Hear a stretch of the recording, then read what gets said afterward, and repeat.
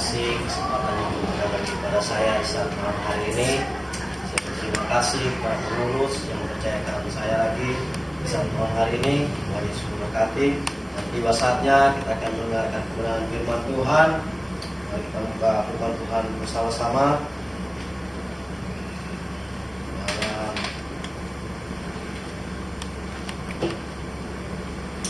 Lukas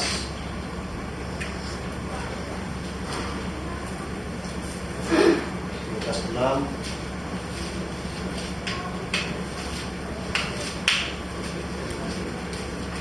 ayat yang ke-26.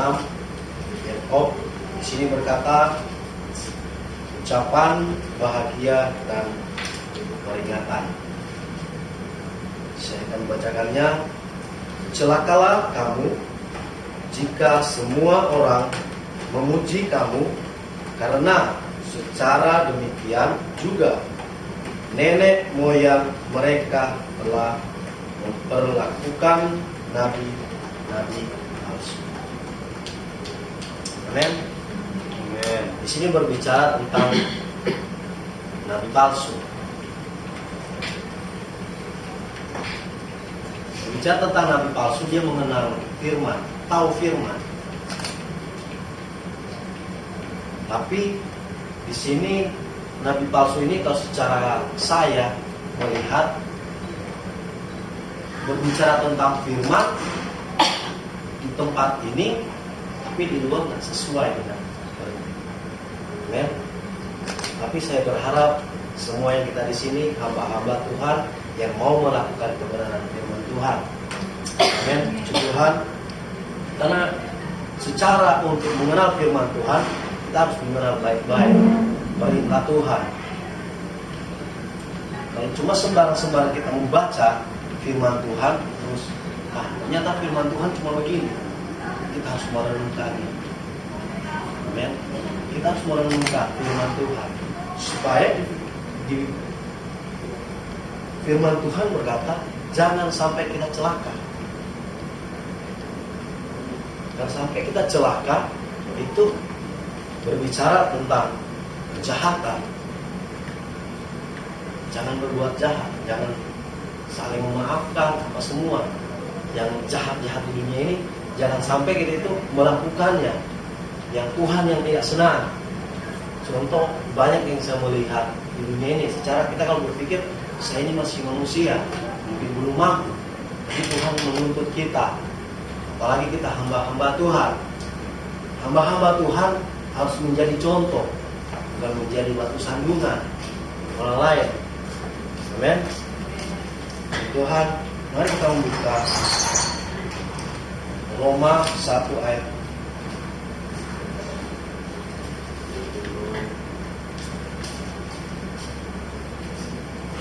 1 ayat 32. Nanti saudara lanjutkan.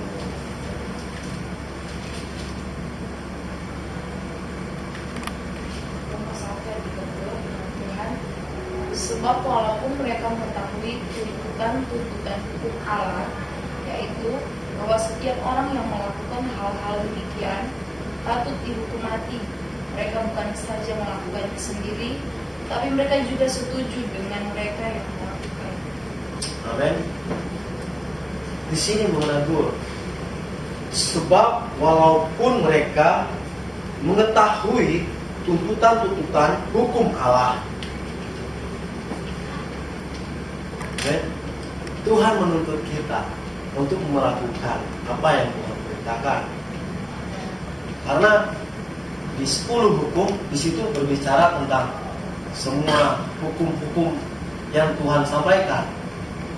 Itu kalau nggak salah di Ulangan, dia berkata di sini, jangan membunuh, jangan berzina, apa semua di situ. Amin. Tapi kalau kita melewati semua itu, pasti kita punya upah di surga. Tidak, karena Tuhan itu sudah berkata, maka besar upahmu di surga. Amin. Tapi firman Tuhan tidak salah. Kalau berbicara secara saya masih manusia, saya pun belum bisa untuk melakukan sepenuhnya buat Tuhan. Tapi saya berusaha. Bagaimana saya mau melayani Tuhan? Dengan cara apa? Dengan cara saya begini, memberitakan kebenaran firman Tuhan. Dan mungkin secara kalau melihat, ini hamba Tuhan kok kayaknya kayak gitu. Tapi secara memang pelayanan kami memang dituntutkan memang cuma begini. Di sekolah Alkitab Palembang itu dituntutkan nggak terlalu paling diterapkan di sekolah Alkitab itu tentang bermisi. Bagaimana kita mau bermisi? Tuhan itu bukan mau melihat cara tampilan kita, tapi Tuhan melihat bagaimana hati kita untuk melayani setiap umat-umatnya. Itu yang saya rindu. Saya keluar dari sekolah Alkitab Palembang, saya cuma bilang, Tuhan, saya nggak pernah mau menyerah dengan Tuhan. Walaupun dengan satu keadaan saya dipaksakan harus keluar dari sekolah, tapi saya bersyukur masih ada gembala di tempat ini yang menerima keadaan saya. Tapi saya bilang, Tuhan, setiap hari itu tetap saya mau melayani Tuhan. Walaupun dibilang, wah, kamu itu mungkin sudah gagal di sekolah kita. Tapi saya bilang, kalau Tuhan nggak pernah bilang saya itu gagal, apalagi saya nggak mau pernah bilang bahwa saya itu harus gagal untuk melayani Tuhan. Kalau satu kesaksian mungkin saya kalau berbicara ini saya manusia. Dibilang aturan, tapi saya masih melanggar. Tapi disitulah saya bilang saya masih manusia. Kenapa? Karena secara kita sudah hari lebih semangat mau melayani Tuhan, tiba-tiba satu teguran, satu masalah datang ke kita nggak mampu, ya jadilah satu kecelakaan. Tapi di situ saya bilang, Tuhan, mungkin ini cuma kecelakaan kecil buat saya, tapi ke depan saya bilang pekerjaan Tuhan saya harus sampaikan. Dengan cara apa? Saya bilang saya nggak pernah mau menyerah dengan Tuhan. Bilang, tapi Kak Sedi itu sering menguatkan saya sama Kak Michael. Dia bilang nggak pernah, dibilang kita melayani Tuhan itu harus gagal. Enggak. Semua awal dari kegagalan. Tapi ke depan kalau kita layani Tuhan pasti ada upahnya. Amin. Nah Tuhan bilang upahmu akan besar di surga. Amin. Tapi bagi orang yang mengikuti iblis pasti dia akan masuk ke neraka. Mari kita membuka melalui Tuhan yang terdapat Wahyu.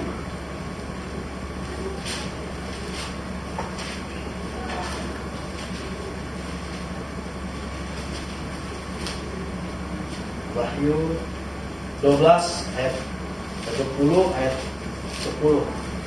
Nanti hamba Tuhan David akan membacakannya.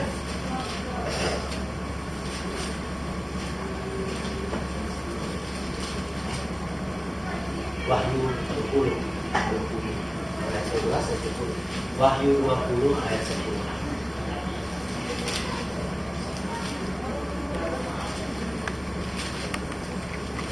Dan iblis yang menyesatkan mereka dilemparkan ke dalam lautan api dan belerang, yaitu tempat binatang dan nabi palsu itu, dan mereka disiksa siang malam sampai selama-lamanya. Men, ini barang siapa yang mengikuti iblis, bukan cuma disiksa siang malam, itu disiksa dengan apa? Dengan di situ dibilang kalau mau ditelusuri, di situ dibilang api, belerang, apa semua itu disiksa. Kalau kemarin saya belajar tentang eskatologi, di situ saya bilang, Tuhan, mampu yang saya untuk mau belajar eskatologi ini. Di situ tentang penghukuman semua. Tapi di situ juga menyatakan bahwa setiap umat-umat yang mengikuti Tuhan, itu kita pun masih mau masuk di tata putih, mau disidang di sana, mau dilihat orang jahat atau orang yang baik. Terus orang-orang mati akan dibangkitkan. Siapa yang mengikuti Tuhan, hamba-hamba Tuhan yang pernah melayani Tuhan, bisa semua diangkat. Tapi kita bukan ditaruh di surga, kita dibawa ke Yerusalem baru. Di Yerusalem baru di sana dibilang tidak ada kesedihan, mau dibilang tidak ada susah, semua sama rata. Mau dibilang kaya ada di sana semua, mau miskin ada di sana semua, tapi di sana tidak ada orang miskin. Semua di sana orang kaya semua. Tapi barang siapa yang mengikuti Tuhan, amin. Karena Tuhan berjanji, upahmu besar di surga. Tapi kita dibawa ke surga dulu. Pas masuk penghakiman, Tuhan Yesus datang ke kali yang kedua, bagi orang-orang yang percaya kepada Tuhan, kita akan dibawa di Yerusalem baru. Amin. Mari kita membuka Tuhan dari Wahyu 22 ayat 7. Nanti hamba Tuhan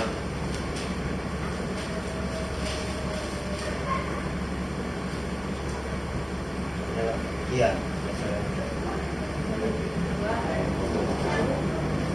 Ayat 7. Sesungguhnya benar berbahagialah orang yang mengerti perkataan Tuhan.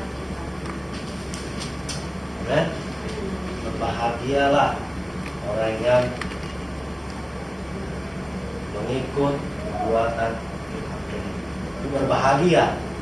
Berbahagia di situ karena ini masuk di Wahyu. Masuk di Wahyu itu tentang kebahagiaan, dengan tentang kedatangan Tuhan Yesus kali yang kedua. Amin. Firman Tuhan saya tutup di sini. Nanti akan mendengarkan